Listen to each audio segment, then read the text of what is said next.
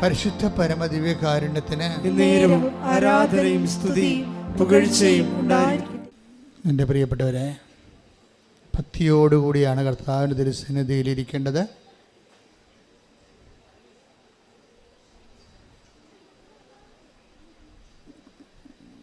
ഭക്തിയിൽ ഒരു രക്തത്തിൻ്റെ കണ്ടൻ്റ് ഉണ്ട്. ശരിക്കും ഇക്ത എന്ന പ്രത്യയം സംസ്കൃതത്തിൽ ഒട്ടുന്നത് എന്നതിൻ്റെ അർത്ഥം. നമ്മുടെ രക്തത്തിലൊരു ഇക്തയുണ്ട്, ഭക്തിയിലൊരു ഇക്തയുണ്ട്. ഒട്ടാത്ത ഭക്തിയൊക്കെ അഭ്യാസങ്ങളാണ്. ഭക്തി എന്ന് വെച്ചാൽ പറഞ്ഞാൽ നിങ്ങൾ സ്നേഹത്തിൽ അവനോട് ഒട്ടി നിൽക്കണം. ദൈവത്തോട് ഒട്ടി നിൽക്കാൻ ഏറ്റവും നല്ലത്, ചേർന്ന് നിൽക്കാൻ ഏറ്റവും നല്ലത് ദൈവസ്നേഹമാണ്. പൗലോസ് അപ്പോസ്തലൻ പറയും, നിങ്ങൾ സ്നേഹത്തിൽ ഒട്ടി നിൽക്കുവിൻ. ശ്രുതികട്ടെ ഹല്ലേലൂയ, ഹല്ലേലൂയ, ഹല്ലേലൂയ, ഹല്ലേലൂയ, ഹല്ലേലൂയ. യേശുവേ നന്ദി, ഹല്ലേലൂയ, ഹല്ലേലൂയ, ഹല്ലേലൂയ. യേശുവേ സ്തുതി, ഹല്ലേലൂയ, ഹല്ലേലൂയ. ആത്മാവിൻ അൾത്താരത്തിൽ നിന്നെ ഞാൻ ആരാധിക്കാം. ആത്മാവിൻ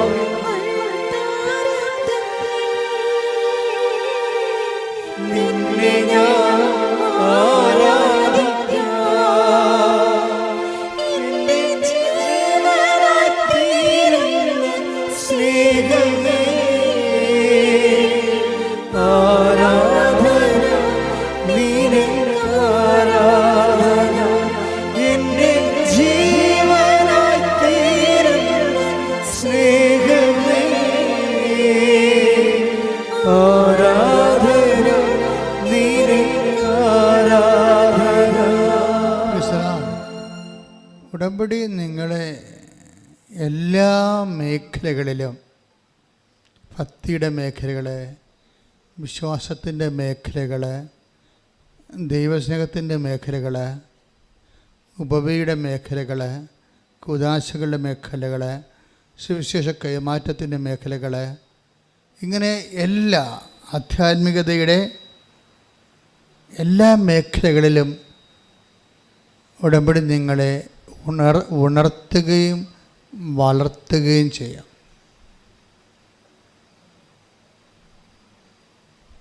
കഴിഞ്ഞ ദിവസങ്ങളിൽ ഒരു സാക്ഷ്യം, ഞാൻ വളരെ ശ്രദ്ധിച്ചൊരു സാക്ഷ്യം,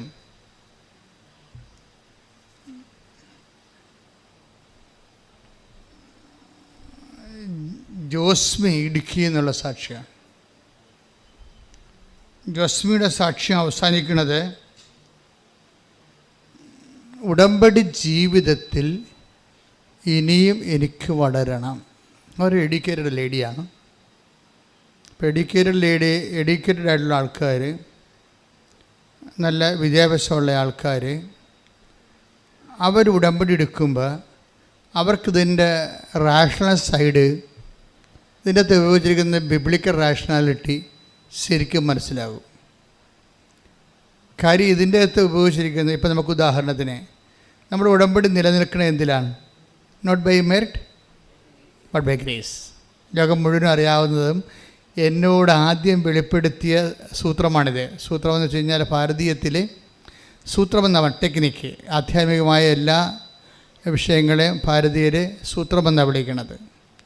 വെച്ച് കഴിഞ്ഞാൽ നമ്മൾ പറയുന്നത് ഉപായമല്ല, മറിച്ച് സൂത്രമെന്ന് പറഞ്ഞാൽ അതിൻ്റെ ടെക്നിക്ക്, അതിൻ്റെ തന്ത്രവിദ്യ, അതിനാണ് സൂത്രം. അപ്പോൾ ഇതിൻ്റെ ഉടമ്പടിയിൽ ആദ്യം വന്ന തന്ത്രവിദ്യ രക്ഷാകരമായ അനുഭവത്തിൻ്റെ തന്ത്രവിദ്യയാണ്. അതെന്താണ്? Not by merit but by grace. അപ്പോൾ ഉടമ്പടി ജീവിതത്തെ കാണുന്നത്, ജീവിതത്തെ മുഴുവനായിട്ട്, ജീവിത സാഹചര്യങ്ങളെ കാണുന്നത് തന്നെ, നമ്മുടെ ജീവിതം നമ്മൾ എത്ര മെറിറ്റോറിയസ് ആയാലും നമ്മളുടെ ഏറ്റവും വലിയ കോൺഫിഡൻസിൻ്റെ അടിസ്ഥാനം നമ്മുടെ മെറിറ്റാണ്, അല്ലേ? മനുഷ്യൻ്റെ കോൺഫിഡൻസിൻ്റെ അടിസ്ഥാനം എന്ന് വെച്ചാൽ ആത്മവിശ്വാസത്തിൻ്റെ, മനുഷ്യൻ്റെ ആത്മവിശ്വാസത്തിൻ്റെ അടിസ്ഥാനം എന്താണ്? അവൻ്റെ മെറിറ്റ് എന്ന് വെച്ചാൽ യോഗ്യത, അല്ലേ? വിദ്യാഭ്യാസമുണ്ട്, എക്സ്പീരിയൻസ് ഉണ്ട്, അപ്പോൾ ജോലി കിട്ടാനുള്ള യോഗ്യത, നമുക്ക് ആത്മവിശ്വാസമുണ്ട്, ഇല്ലേ? അപ്പോൾ അതുപോലെ നമുക്ക് ആത്മവിശ്വാസം തരുന്ന കുറേ സംഭവമുണ്ട്. നമ്മൾ ഈ ആൾക്കാരൊക്കെ ബ്യൂട്ടി പാർലറൊക്കെ പോകണത് എന്തിനാണ്? കോൺഫിഡൻസിനാണ്. ചെരുപ്പിൻ്റെ പരസ്യം പോലും എന്താണ്? ഈ ചെരുപ്പിട്ടാൽ നിങ്ങൾക്ക് കോൺഫിഡൻസ് ഉണ്ടാകുമെന്ന് പറയണവർ അല്ലേ? ഈ കോൺഫിഡൻസ് ഒരു പ്രോബ്ലമാണ്. ആത്മവിശ്വാസത്തിന് സാധാരണ ആൾക്കാർ യൂസ് ആൻഡ് ത്രോ ആയിട്ടുള്ള സാധനങ്ങളാണ് ഉപയോഗിക്കുന്നത്. ബൈബിൾ ഉപയോഗിക്കുന്നത് യൂസ് ആൻഡ് ഉപയോഗിക്കുക, എറിഞ്ഞു കളയുക എന്നുള്ള സംഭവം, ഡിസ്പോസിബിളായിട്ടുള്ള സൂത്രങ്ങളാണ് സാധാരണ മനുഷ്യൻ. ഇപ്പോൾ ചെരുപ്പ് നമ്മൾ ഉപയോഗിച്ച കുറച്ച് നടന്ന് അങ്ങോട്ടേക്ക് നോക്കുമ്പോൾ നമുക്കൊരു ആത്മവിശ്വാസം തോന്നുമായിരിക്കും. മറ്റുള്ളവരുടെ മുമ്പിൽ അത്ര കുറഞ്ഞ പുള്ളിയല്ല ഞാനെന്നുള്ള അതൊരു ആത്മവിശ്വാസം. അപ്പോൾ ഒരു വ്യക്തിക്ക് സമൂഹത്തിൽ ഉണ്ടാകേണ്ട ഒരു നിലനിൽപ്പാണ് ഈ ആത്മവിശ്വാസം എന്ന് ഭൗതികമായി പറയണത്. പക്ഷേ ഇതിൻ്റെ പ്രോബ്ലം വെച്ചാൽ ആ ചെരുപ്പിൻ്റെ വള്ളി കുറച്ച് ചെരുപ്പ് കഴിഞ്ഞാൽ പൊട്ടിപ്പോകും. അപ്പോൾ ആത്മവിശ്വാസവും പൊട്ടിപ്പോകും ഇല്ലേ? ആത്മവിശ്വാസം പൊട്ടി. അപ്പോൾ ബൈബിള് ഇങ്ങനെയുള്ള ടെമ്പറൽ തിങ്സ് ഉപയോഗിക്കത്തില്ല ആത്മവിശ്വാസത്തിന്. എന്നും നിലനിൽക്കുന്ന, ബൈബിൾ എപ്പോഴും പറയുമ്പോൾ നിലനിൽക്കുമോ ഇല്ലേ എന്നേ പറയത്തുള്ളൂ. ഒരു സാധനം ട്രൂ ആണോ അല്ലെങ്കിൽ ഫോൾസ് ആണോ ഫേക്കാണോ എന്ന് ബൈബിൾ പറയണത് നിലനിൽക്കുമോ ഇല്ലേ എന്നുള്ള അടിസ്ഥാനത്തിലാണ് പറയണത്. നിലനിൽക്കാത്ത എല്ലാം ബൈബിൾ പറയും ഫോൾസ് ആണെന്ന് പറയും. അതുകൊണ്ട് നിലനിൽക്കാത്തതുമേ നിങ്ങൾ അറ്റാച്ച് ചെയ്യരുതെന്ന് പറയും. ഇപ്പോൾ ഈശോൻ്റെ അടുത്തൊരു അപ്പം കാണിക്കുക പറയും നോ, ഈ അപ്പം ട്രൂ അല്ലെന്ന് ഈശോ ഉടനെ പറയും. വെള്ളം കാണിച്ചാൽ പറയും ഈ വെള്ളം ട്രൂ അല്ല, സത്യമല്ലെന്ന് പറയും. എന്താ കാര്യം? ഈ വെള്ളം കുടിച്ചാൽ പിന്നെയും ദാഹിക്കും, അതാണ് പ്രശ്നം. ഈ അപ്പം കഴിച്ചാൽ പിന്നെ വിശക്കും. അപ്പോൾ ഈ ബൈബിളിൻ്റെ ഒരു രീതി എന്ന് വെച്ച് കഴിഞ്ഞാൽ ടെമ്പറൽ തിങ്സ് എടുത്തിട്ട് പറയും ഇതിൻ്റെ അറ്റാച്ച് ചെയ്യരുതെന്ന് പറയും. അറ്റാച്ച് എന്ന് വെച്ച് കഴിഞ്ഞാൽ നിങ്ങൾക്ക് അറ്റാച്ച് ജപ്തിയുടെ കാലഘട്ടത്തിലെ അറ്റാച്ച്മെൻറ്റ് നിങ്ങൾക്ക് മനസ്സിലാകാൻ പെട്ടെന്ന് അല്ലേ? എന്ന് വെച്ച് കഴിഞ്ഞാൽ നമ്മുടെ വസ്തു നമ്മുടെ എതിരാളിയുടെ വസ്തുവുമായിട്ട് അറ്റാച്ച് ചെയ്ത് കളയും, പിന്നെ വസ്തു വിൽക്കാൻ പറ്റത്തില്ല. ഇതുപോലെ നിങ്ങൾ ഈ സ്മോൾ തിങ്സുമായിട്ട് ലിറ്റിൽ തിങ്സുമായിട്ട് നിങ്ങൾ അറ്റാച്ച് ചെയ്യരുത് എന്ന് പറയും. എന്നിട്ട് പറയും ഞാൻ എന്നിട്ട് അറ്റാച്ച് ചെയ്യാതിരിക്കാൻ വേണ്ടി എന്തു ചെയ്യും? നിങ്ങൾ ഡിറ്റാച്ച് ആകണം, അതിൽ നിന്ന് നിങ്ങൾ അകന്ന് നിൽക്കണം. എന്തായാലും ഞാൻ തരുന്ന വെള്ളം കുടിക്കുന്നവൻ ഒരിക്കലും ദാഹിക്കത്തില്ല. അതാണ് ട്രൂ എന്ന് പറയണത്. ഈശോ എന്ത് പറഞ്ഞാലും ട്രൂ ആൻഡ് ഫാൾസ് ഇങ്ങനെ തിരിച്ച് പറയും. ഈശോ മാത്രമേ അങ്ങനെ പറയത്തുള്ളൂ. ദിസ് ഈസ് നോട്ട് ട്രൂ എന്ന് പറയും, ഇത് ശരിയല്ല എന്ന് പറയും, സത്യമല്ല.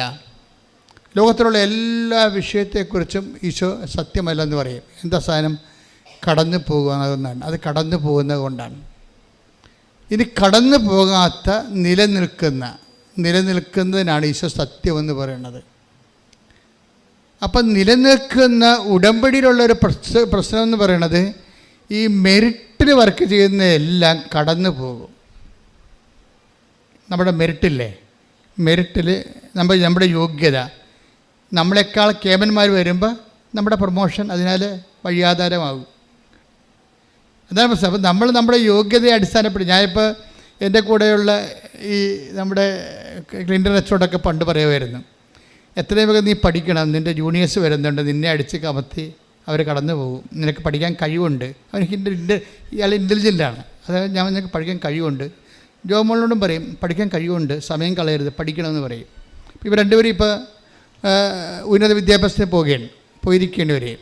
ഇപ്പോൾ എന്താ പ്രശ്നം വെച്ച് കഴിഞ്ഞാൽ അതൊരു ടൈമാണ്. വിദ്യാഭ്യാസത്തിൻ്റെ ഒരു ടൈമുണ്ട്, യുദ്ധത്തിനൊരു ടൈമുണ്ട്, വീട് പണിയാനൊരു സമയമുണ്ട്, ഇതെല്ലാത്തിനും ഒരു ടൈമുണ്ട്.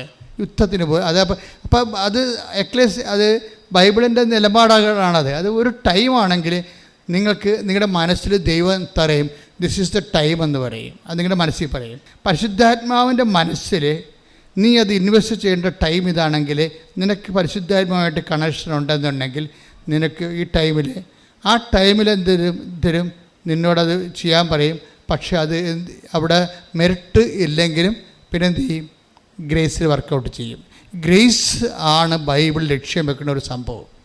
എൻ്റെ മക്കൾ ഇപ്പോൾ ഈ മിസ്മി അവരുടെ എന്താണ് അവർ ജോസ്മി പറഞ്ഞത് എന്താണ്? ഉടമ്പടി ജീവിതത്തിൽ ഇനിയും എനിക്ക് വളരണം. അപ്പോൾ അവർക്ക് മനസ്സിലായി ഉടമ്പടിയിൽ നമ്മൾ പറയുന്ന ആൾക്കാർ പറയുന്ന സാക്ഷ്യങ്ങളല്ല, അതിൻ്റെ അപ്പുറത്ത് ഉടമ്പടിയിൽ ഡിഗ് ചെയ്യാൻ ഒത്തിരി സാധ്യതകളുള്ള ഒരു ദൈവസന്നിധാനമാണെന്ന് അവർ എഡ്യൂക്കേറ്റഡ് ആയത് കാരണം അവർക്ക് മനസ്സിലാകുന്നുണ്ട്. അതാണ് ഉടമ്പടി ജീവിതത്തിൽ എന്നാണ് പറയുന്നത്. ഉടമ്പടി ഒരു ജീവിതമാണ്, അല്ലാതെ എപ്പോഴെങ്കിലും വന്ന് എന്തെങ്കിലും എഴുതിയിട്ടിട്ട് അത് കാര്യം സാധിച്ചുകൊണ്ട് പോകുന്ന ടെമ്പറൽ ആയിട്ടുള്ള നടപടിയല്ല.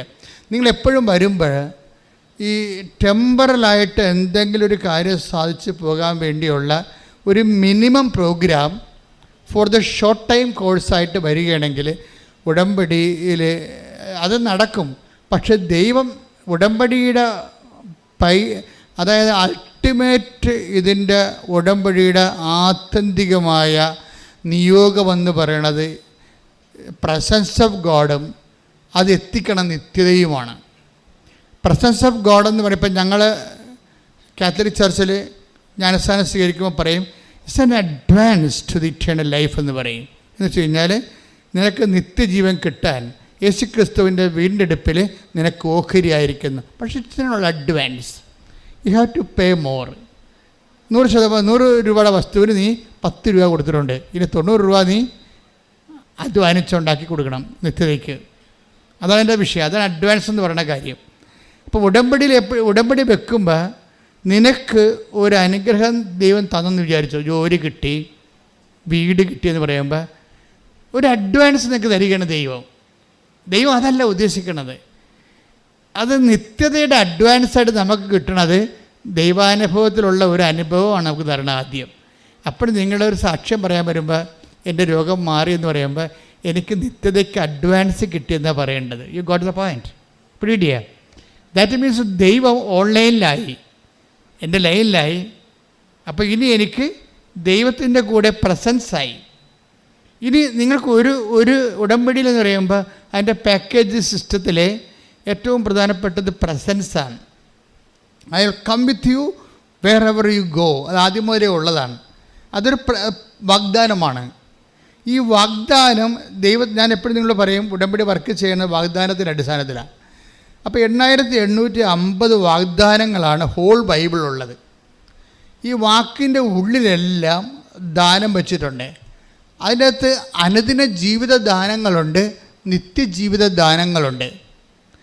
അപ്പോൾ നിത്യജീവിത ദാനങ്ങളെക്കുറിച്ച് നിനക്ക് കാഴ്ചപ്പാടില്ലാതെ അത്യാവശ്യം വേണ്ട ഒരു ഭൗതിക കാര്യങ്ങൾക്ക് വേണ്ടി മാത്രമാണ് നീ ദൈവത്തെ ഈശോ പറയും ഈ ജീവിതത്തിന് വേണ്ടി മാത്രമാണെന്ന് പറയല്ലേ. Take the word of God. ഒന്ന് കൊറിന്ത്യസ് 15:19 ശ്രുതികടെ ഹല്ലേലൂയ ഹല്ലേലൂയ ഹല്ലേലൂയ ഹല്ലേലൂയ യേശുവേ നന്ദി ഹല്ലേലൂയ ഹല്ലേലൂയ ഹല്ലേലൂയ ഹല്ലേലൂയ ഹല്ലേലൂയ. 1 കൊരിന്തോസ് 15:19 ഈ ജീവിതത്തിന് വേണ്ടി മാത്രം ക്രിസ്തുവിൽ പ്രത്യാശ വച്ചിട്ടുള്ളവരാണെങ്കിൽ നമ്മൾ എല്ലാ മനുഷ്യരെയുംക്കാൾ നിർഭാഗ്യരാണ്. ഒന്ന് പറഞ്ഞേ, ഈ ജീവിതത്തിന് വേണ്ടി മാത്രമാണ്, ഈ ജീവിതത്തിന് വേണ്ടി മാത്രമാണ് നിങ്ങൾ യേശുക്രിസ്തുവിൽ പ്രത്യാശ അർപ്പിച്ചുള്ളതെങ്കിൽ എല്ലാ മനുഷ്യരെക്കാൾ നിങ്ങൾ ഹതഭാഗ്യരാണ്. അപ്പോൾ ഈ ജീവിത ആവശ്യങ്ങള് നമ്മൾ അറ്റാച്ച്ഡ് ആയിട്ട് ക്രിസ്തുവിൻ്റെ മുമ്പിൽ ഈ വിഷയം കൊണ്ട് വന്നാൽ ഇതിനുള്ള ഇറ്റേണൽ ലൈഫ് വാല്യൂ എന്ന് പറയുന്നത്, ഇറ്റേണൽ ലൈഫ് നിത്യജീവിതത്തിന് ഇതൊരു അഡ്വാൻസ് ആകുമല്ലോ എന്നുള്ളത് മാത്രമേ ക്രിസ്തുവിൻ്റെ മുമ്പ് ഇതൊരു വാല്യൂ ആയിട്ട് വരത്തുള്ളൂ. അതുകൊണ്ടാണ് ഇങ്ങനെയുള്ള ചപ്പുചവറ് കാര്യങ്ങൾക്ക് നിനക്ക് എന്താണെന്ന് അമ്മയോട് ചോദിക്കണില്ല, അമ്മയോട് പോലും ഈശോ ചോദിക്കുന്നുണ്ട്. അതാണ് ഇത്. ഈ യോഹന്നാൻ 2:4 ഒക്കെ എടുത്ത് take the word of God. ശ്രുതികടെ ഹല്ലേലൂയ ഹല്ലേലൂയ ഹല്ലേലൂയ ഹല്ലേലൂയ. യോഹന്നാൻ 2:4 യേശു അവളോട് പറഞ്ഞു, സ്ത്രീയെ എനിക്കും നിനക്കും എന്ത്? എൻ്റെ സമയം ഇനിയും ആയിട്ടില്ല. അപ്പം ഈ യോഹന്നാൻ 2:4 സ്ത്രീയെ എനിക്കും നിനക്കും എന്ത് എന്നുവെച്ചാൽ ഈ ചവറ് കാര്യങ്ങൾക്ക് വേണ്ടി യേശുവിനെ അവിടെ കക്ഷിയാക്കുന്നതിനോട് ക്രിസ്തുവിനുള്ള സ്വാഭാവികമായ വിയോജിപ്പിൻ്റെ കാര്യം നിത്യതയ്ക്ക് ഇതുമായിട്ട് ബന്ധമില്ല എന്നുള്ളതാണ്. അനുദിന ജീവിതത്തിന് മാത്രമേ ബന്ധമുള്ളൂ. അതിൻ്റെ കാരണം ഈ 1 കൊരിന്തോസ് 15:19 എന്താണ്? എന്ന് പറഞ്ഞ് ഈ ജീവിതത്തിന് വേണ്ടി മാത്രമാണ്, ഈ ജീവിതത്തിന് വേണ്ടി മാത്രമാണ് നിങ്ങൾ യേശുക്രിസ്തുവിനെ പ്രത്യാശ അർപ്പിച്ചെങ്കിൽ എല്ലാ മനുഷ്യരെക്കാളും നിങ്ങൾ ഹതഭാഗ്യരാണ്. അപ്പൊ എപ്പോഴും ഇതിൻ്റെ ഉടമ്പടി ഫയറാകാനുള്ള എളുപ്പം നിങ്ങൾക്ക് ഈ അഡ്വാൻസ് എല്ലാം തരും ദൈവം. പക്ഷെ ആ സമയത്ത് തന്നെ ദൈവമേ, നിന്നിൽ നിന്ന് ചോദിക്കേണ്ടതും നീ എനിക്കറിഞ്ഞ് തരേണ്ടതും ബേസിക്കായിട്ട് അനുദിന ജീവിതമല്ല. അനുദിന ജീവിതം ഒരു ടൈം കഴിയുമ്പോൾ യൂസ് ആൻഡ് ത്രോ ആകും. നമ്മൾ നേടിയതെല്ലാം ആരുടേതാകും. Take the bed of God. ശ്രുതികട ഹല്ലേലൂയ ഹല്ലേലൂയ ഹല്ലേലൂയ ഹല്ലേലൂയ ഹല്ലേലൂയ. പറഞ്ഞോളൂ, വായിച്ചോളൂ. ലൂക്കാ 12:20. ലൂക്കാ 12:20. എന്നാൽ ദൈവം അവനോട് പറഞ്ഞു, അവനോട് പറഞ്ഞു, ഈ രാത്രി നിന്റെ ആത്മാവിനെ നിന്നിൽ നിന്ന് ആവശ്യപ്പെടും. അപ്പോൾ നീ ഒരുക്കി വെച്ചിരിക്കുന്നവ ആരുടേതാകും. അപ്പൊ ഇതെല്ലാം അന്യാധീനപ്പെട്ടു പോകുന്ന ഈശോ പറയണത് മനസ്സിലായില്ലേ? എല്ലാ സ്ഥാനം നാളെ അന്യാധീനപ്പെട്ടു പോകും. അപ്പം അതായത് അന്യാധീനപ്പെട്ടു പോകുമെന്ന് പറയുമ്പോൾ നിങ്ങളോട് അന്യാധീനപ്പെട്ടൊന്നും പോകത്തില്ല, ഞാൻ എൻ്റെ മകൾക്ക് കൊടുക്കുമെന്ന് പറയും. എൻ്റെ മകളെ, നിൻ്റെ മകൾ നിന്നെ എപ്പോൾ ഓർക്കും? ഞാൻ ഒരു 1500 പിണവെടുത്തുള്ളൊരു മനുഷ്യനാണ്. ഇത്രയും കാലത്തിനുള്ളിൽ 1500 പിണവെടുത്തിട്ടുണ്ട്. ഒരു ആത്മക്കാരുടെ ദിവസം വരുമ്പോൾ ഞാൻ എപ്പോഴും ഓർക്കും. ആത്മക്കാരുടെ ദിവസം എന്ന് പറഞ്ഞ് കത്തോലിക്കരുടെ ഇടയിൽ ഒരു വലിയ ഏർപ്പാടുണ്ട്. എന്നുവെച്ചാൽ മരിച്ചുപോയ ഒരാൾക്കാരെ ഒരു ദിവസം ഓർക്കും. അപ്പോഴവരുടെ മക്കളും മരുമക്കളും ബന്ധുക്കളും സ്വന്തപ്പെട്ട എല്ലാം വന്ന് അവർ മരിച്ചടക്കിയ കുഴി മെനയുമായിട്ട് വൃത്തിയാക്കും. ഇത് പൂക്കളും തിരികളും ചന്ദനത്തിരിയും ഒക്കെ വെച്ചിട്ട് ആത്മശാന്തിക്ക് വേണ്ടി പ്രാർത്ഥിക്കും. ഭയങ്കരമായ ഒരു ഫീലുള്ള ദിവസമാണത്. പക്ഷെ ഞങ്ങൾ പിറ്റേ ദിവസം കുർബാന വൈകുന്നേരം ഉണ്ടാവും, രാവിലെ ഉണ്ടാവും. ഈ കുർബാനയെല്ലാം കഴിഞ്ഞ് ഇവർക്ക് അനിത പാടുന്ന ഒരു സംഭവമുണ്ട്. അപ്പോൾ അനിത പാടി ഞങ്ങൾ ഒരു അറ്റത്ത് ഇടത്ത് തൊട്ട് വലത് വരെ ഇങ്ങനെ റെസ്പോൺസ് അല്ലെങ്കിൽ ഓഫീസൊക്കെ പാടി, അതൊരു പ്രത്യേക പ്രാർത്ഥനയാണ്. ഓഫീസ് എന്ന് പറയുന്നത് മരിച്ചവർക്ക് വേണ്ടിയുള്ള പ്രത്യേക സംഗീത പ്രാർത്ഥനയാണ്. ഇത് പാടി ഓരോ കുഴിക്കലും പാടി ചെല്ലുമ്പോൾ ചില കുഴിക്കൽ വരുമ്പോൾ ഗ്യാപ്പാകും. അപ്പോൾ അവിടെ പൂവില്ല, അവിടെ തിരിയില്ല, അവിടെ പുകയില്ല, ഒന്നുമില്ല, പുല്ല് പിടിച്ച് കിടക്കുകയാണ്. കണ്ടു നിന്നവൻ അവസാനം സങ്കടം കൊണ്ട് ആ ചത്തവന് നെഞ്ചത്തെ പുല്ല് പറിക്കണ കാണാം. അപ്പം ഞാൻ കപ്പേറിനോട് ചോദിക്കും. കപ്പേറെന്ന് പറയണത് ഞങ്ങളുടെ ഇടയിലുള്ള ഒരു സാക്സൺ ഇടവകയിൽ അർത്ഥാള ശുശ്രൂഷകനാണ്. അപ്പോൾ കപ്പേരോട് ചോദിക്കും, ആ കുഴിക്കൽ ആരും ഇല്ലേ? അപ്പോൾ കപ്പേര് മിണ്ടത്തില്ല. കാര്യം പള്ളി സിമിത്തേരിയല്ലേ, അനിത ചൊല്ലിക്കൊണ്ടിരിക്കുകയല്ലേ. അപ്പോൾ ആ സമയത്ത് പറഞ്ഞു കഴിഞ്ഞാൽ ശരിയാകത്തില്ല. കാര്യം എനിക്ക് വലിയ ദേഷ്യം വരും. ഈ കുഴിയുടെ മക്കളും ഉണ്ട്, ഈ അപ്പൻ്റെ മക്കളും ഉണ്ട്, മരുമക്കളും ഉണ്ട്, എല്ലാവരും നാട്ടിലുണ്ട്.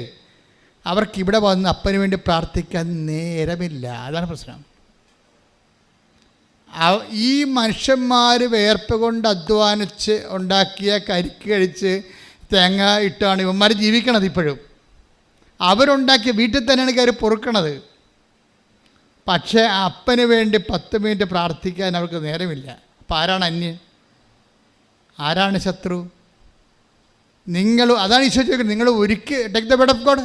നിങ്ങൾ ഒരുക്കി വെച്ചിരിക്കുന്നതൊക്കെ പറഞ്ഞേ, നിങ്ങൾ ഒരുക്കി വെച്ചിരിക്കുന്നതൊക്കെ ആരുടേതാകും. അതായത് ആരുടേയുമല്ലെന്നുള്ള അർത്ഥം. നിങ്ങളൊരു ഭയങ്കര സ്ഥലജല വിഭ്രാന്തിപ്പെട്ടിരിക്കുകയാണ്. മനുഷ്യന്മാരുടെ ഏറ്റവും വലിയ വിഭ്രാന്തി എന്ന് പറഞ്ഞാൽ എന്നുവെച്ചാൽ വെള്ളമാണെന്ന് നമുക്ക് തോന്നും. സ്ഥലജല വിഭ്രാന്തി എന്ന് പറഞ്ഞാൽ എന്താ? ഇപ്പം നല്ല വെയിലുള്ള സമയത്ത് നമ്മൾ ഒരു മൈതാനത്ത് കൂടി പോവുകയാണെന്നുണ്ടെങ്കിൽ വെള്ളം തിളക്കണത് കാണാം. അവിടെ ആവി പറന്ന് പോകണാണ് കണ്ടത്. നമുക്ക് അതൊക്കെ വെള്ളമാണെന്ന് നമുക്ക് തോന്നും. ആ സ്ഥലത്തിന് ജലത്തിൻ്റെ വിഭ്രാന്തി ഉണ്ടാക്കുകയാണ്. നമ്മൾ അടുത്ത് ചെല്ലുമ്പോൾ പറയും അത് ആവിയാണ്, വെള്ളമല്ലെന്ന് പറയും. ഇപ്പം നമുക്കുണ്ടെന്ന് പറയുന്നത് ആൾക്കാരെല്ലാം ഒരു സ്ഥലജല വിഭ്രാന്തിയുടെ വിഷയങ്ങളാണ്. സത്യമെന്ന് വെച്ച് കഴിഞ്ഞാൽ നമുക്ക് സത്യം ദൈവത്തോട് തുറന്ന് പറയാൻ വി ആർ നോട്ട് റെഡി. സത്യം ദൈവത്തോട് തുറന്ന് പറയണമെങ്കിൽ നിങ്ങൾ ആ സിറ്റുവേഷനിലേക്ക് വരണം. Yohannan 5:7 take the bed of God. ചോദിക്കട്ടെ ഹല്ലേലൂയ ഹല്ലേലൂയ ഹല്ലേലൂയ ഹല്ലേലൂയ ഹല്ലേലൂയ. യേശുവേ നന്ദി. ഹല്ലേലൂയ ഹല്ലേലൂയ ഹല്ലേലൂയ ഹല്ലേലൂയ ഹല്ലേലൂയ ഹല്ലേലൂയ. യോഹന്നാൻ 5:7 അവൻ പറഞ്ഞു കർത്താവേ വെള്ളമിളകുമ്പോൾ എന്നെ കുളത്തിലേക്ക് ഇറക്കാൻ ആരുമില്ല. അപ്പൊ ആരുമില്ല എന്നുള്ള സംഭവം അയാൾ ആരുമില്ലെന്ന് ആണ് പറയണത്. അത് ഈശോയുടെ മനസ്സിനെ ശരിക്കും സ്പർശിച്ചിട്ടുണ്ട്, സങ്കടപ്പെടുത്തിയിട്ടുമുണ്ട്. എന്താ കാര്യം വെച്ചാൽ ആരുമില്ല എന്ന് കണ്ടിട്ടാണ് ഈശോ അവൻ്റെ അടുത്ത് വന്നിരിക്കുന്നത്. പക്ഷേ അവൻ്റെ അടുത്ത് വന്നാൽ മാത്രമേ ഈശോ അവിടുത്തെ അടുത്ത് വന്നാൽ മാത്രമേ തനിക്ക് ആരുമില്ല എന്നുള്ള സത്യം അവൻ തുറന്ന് ഈശോ അടുത്ത് പറയത്തുള്ളൂ. പക്ഷേ എല്ലാവരുടെ അടുത്തും അതുപോലെ വരണമെന്ന് നിർബന്ധമില്ല. അതൊരു യുണീക്കായിട്ട് ഒറ്റപ്പെട്ട സംഭവമാണ്. കാര്യം ആരുമില്ല എന്നുള്ളത് നമ്മുടെ ഇടം മറ്റുള്ളവരെ അറിയിക്കാൻ വി ആർ നോട്ട് റെഡി. അത്രയും നമ്മൾ സുരക്ഷിതരും സ്വാർത്ഥത കൊണ്ട് സുരക്ഷിതരാണ്. മനസ്സിലായില്ലേ? നമ്മളില്ലെങ്കിലും നമ്മുടെ ഇടമെന്തിനാണ് നാട്ടുകാരെ അറിയിക്കണം എന്ന് ചോദിക്കത്തില്ലേ? പണ്ടൊക്കെ 45കളിൽ കേരളത്തിലും ഇന്ത്യ മുഴുവൻ പട്ടിണി ഉണ്ടായിരുന്നു. 45കളിൽ 45, 46, 47 ആ ലോകയുദ്ധം കഴിഞ്ഞപ്പോൾ അരി കിട്ടിയില്ല. അരി എല്ലായിടത്തും ബ്ലോക്കായി. അരിയും കൊണ്ട് നടക്കണവനെ പോലീസ് അറസ്റ്റ് ചെയ്യുന്ന സമയം ഉണ്ടായി. കറുപ്പിൻ്റെ ബലം ഉണ്ടായിരുന്നു അരിക്കെന്ന്. ഇപ്പം എൻ്റെ അപ്പനൊക്കെ വീട്ടിലിരുന്ന് പറഞ്ഞ് ഞാൻ കേട്ടിട്ടുണ്ട്. അരിയും കൊണ്ട് അരി ബാൻ ചെയ്തിരിക്കുകയാണ്. അരി കൊണ്ടുവന്നിട്ടുണ്ടെങ്കിൽ ആരെങ്കിലും പൂത്തിവെച്ച സാധനമായിരിക്കും പുറത്തെടുത്തതെന്ന് വിചാരിച്ചിട്ടുണ്ട്. അരി പുറത്ത് കണ്ടാൽ പിടിക്കും. കാര്യം അരി ഓരോരുത്തും ഇല്ല. അപ്പോൾ ആരോ പൂത്തി വെച്ചതിന് വില കൂട്ടി വിൽക്കാൻ വേണ്ടി പുറത്തെടുത്തിരിക്കുകയാണെങ്കിൽ പിടിക്കും. അപ്പോൾ എന്താ ചെയ്തുകൊണ്ടിരുന്നത് വെച്ചാൽ അരിയില്ലാത്തൊരു കാലം ഉണ്ടായിരുന്നു. അപ്പോൾ അരിയില്ലാത്തൊരു കാലത്ത് മനുഷ്യന് ഒരു നേരം ആഹാരമുണ്ട്. അപ്പോൾ ചില അമ്മമാരെന്ത് ചെയ്യുമെന്ന് വെച്ച് കഴിഞ്ഞാൽ ഒരു ഉച്ചക്ക് 12 മണിയാകുമ്പോൾ ചവറൊക്കെ കൂട്ടിയിട്ടിട്ട് അടപ്പിലിട്ട് കത്തിച്ച് പുക ഉണ്ടാക്കും. എന്താണ് നാട്ടുകാർ അവിടെ അരിവെപ്പുണ്ടെന്ന് അറിയണം. നിസ്സാര കാര്യമല്ല. നമ്മൾ കടന്നു പോകുന്ന വഴികൾ നിസ്സാരമല്ല. അവിടെ ഞങ്ങളുടെ വീട്ടിൽ അരിവെപ്പുണ്ട്, ഞങ്ങൾ പട്ടിണി കിടക്കണില്ല. ഇതാണ് നമ്മുടെ ഇടമെന്ന് പറയും. അപ്പം നമ്മുടെ ഇടം മറ്റുള്ളവരെ അറിയിക്കാതിരിക്കാൻ വേണ്ടിയാണ് ചവറ് കൂട്ടി കുപ്പ ഇട്ടിട്ട് ഈ നാട്ടുകാരെ പുക കാണിക്കണത്. അപ്പം നമ്മൾ കടന്നു പോകുന്നത് നിങ്ങൾ പൈസയൊക്കെ ഉപയോഗിക്കുമ്പോൾ അപ്പന്മാർ കടന്നു പോകുന്ന വഴികൾ നമ്മൾ ഓർക്കണം. പൈസ ദൂരത്തടിക്കുമ്പോഴേ നമ്മൾ കടന്നു പോകുന്ന വഴികൾ ഓർക്കണം. അന്ന് അവരുടെ ആ മുണ്ടുമുറുക്കി കൊടുത്ത ഒരു കാലത്ത് അവർ കൊന്തയും കണ്ണീരുമായിട്ട് കർത്താവിൻ്റെ മുമ്പിൽ നിന്നതാണ് ഇന്ന് നമ്മൾ രക്ഷപ്പെട്ടിരിക്കുന്നത്. അപ്പോൾ ഓർത്തേക്കണം. പിന്നെ നമ്മൾ ചിലർ രക്ഷപ്പെടാത്തതിൻ്റെ കാരണം നമ്മൾ ആളാകാൻ വേണ്ടി നാട്ടുകാരിൽ നിന്ന് എല്ലാം നടന്ന് കടം മേടിച്ച് പരസ്യപ്രാന്തന്മാരായി മാറിയത് കൊണ്ടാണ്. ആവശ്യമില്ലാത്ത സ്ഥലത്തു നിന്നൊക്കെ നമ്മൾ കടം മേടിക്കും.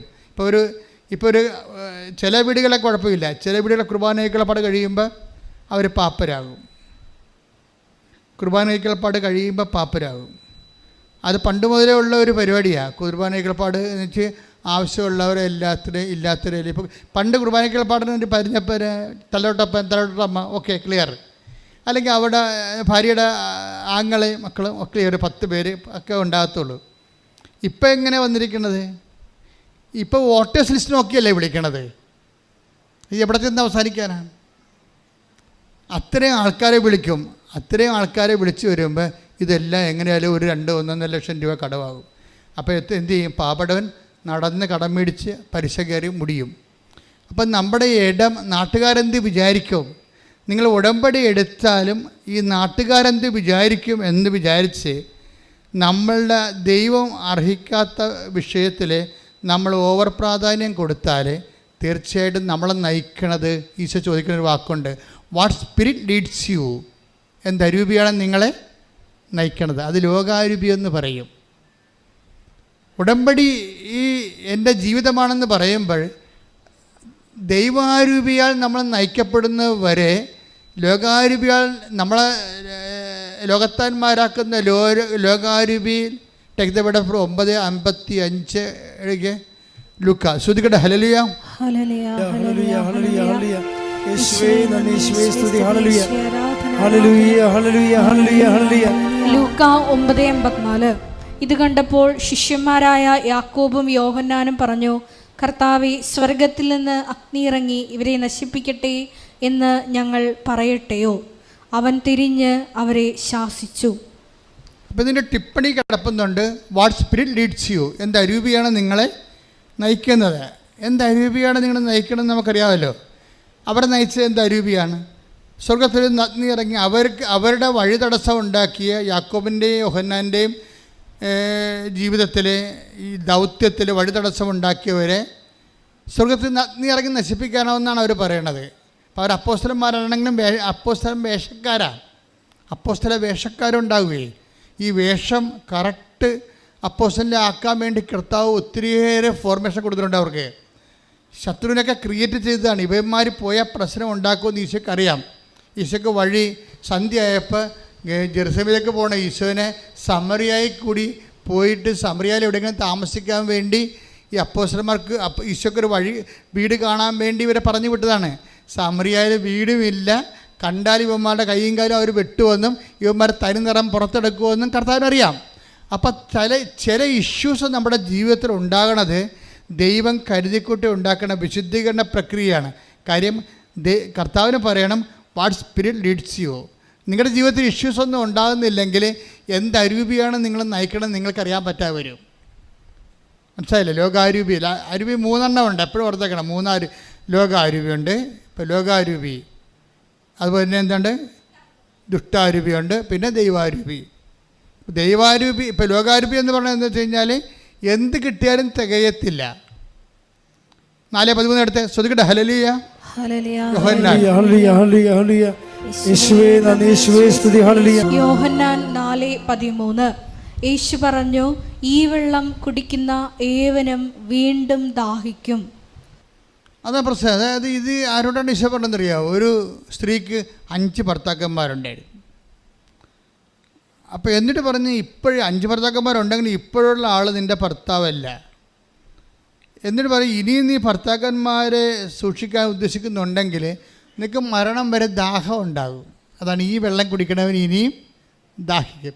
ശരീരത്തെ ശമിപ്പിക്കാൻ വേണ്ടിയുള്ള എല്ലാ പരിപാടിയും, ജഡികമായ തൃപ്തിക്ക് വേണ്ടി ഉപയോഗിക്കുന്ന എല്ലാം നമുക്ക് പിന്നെയും ദാഹം ഉണ്ടാകും. അത് ഭർത്താവിൻ്റെ കാര്യം മാത്രമല്ലേ, ജഡികമായ എല്ലാം.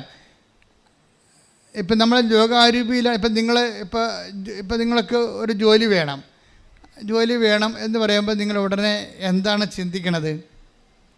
ജോലി വേണം എന്ന് ദൈവത്തിൻ്റെ സന്നിധിയിലൊരു നിയോഗം വെച്ചിരിക്കണം വിചാരിച്ചോ. അപ്പം നോർമലായിട്ട് ജോലി വേണം, അതിനകത്ത് തെറ്റെന്താ? പക്ഷെ ഫോർ വാട്ട്? അതിന് ഉത്തരം പറയേണ്ടി വരും. ദൈവത്തിൻ്റെ സന്നിധിയിൽ ഒരു സംഭവം വെക്കുമ്പോൾ ഫോർ വാട്ട് എന്ന് ചോദിക്കും, എന്തിനു വേണ്ടിയാണെന്ന് ചോദിക്കും. അപ്പം നിങ്ങൾ ജെന്യുവൻ ആൻസർ പറയണം. എന്താ ജെന്യുവൻ ആൻസർ എന്ന് പറയണത്? എൻ്റെ പ്രായമായ അപ്പനും അമ്മയും എന്നെ വളർത്തി ഇത്രയും കഷ്ടപ്പെട്ട് അവർ മരിക്കണമെങ്കിലും ഒരു അടച്ചുറപ്പുള്ള വീട്ടിൽ താമസിക്കണം. എൻ്റെ പെങ്ങൾക്ക് കല്യാണം വരാൻ പോവുകയാണ്. അപ്പോൾ ഒരു മര്യാദക്കൊരു ഓർഡർ, ഒരു നല്ല ജീവിത പങ്കാളി കിട്ടണമെങ്കിൽ ഒരു വീട് വേണം. ഇതൊക്കെ എല്ലാം ജെന്യുവിനാണ്.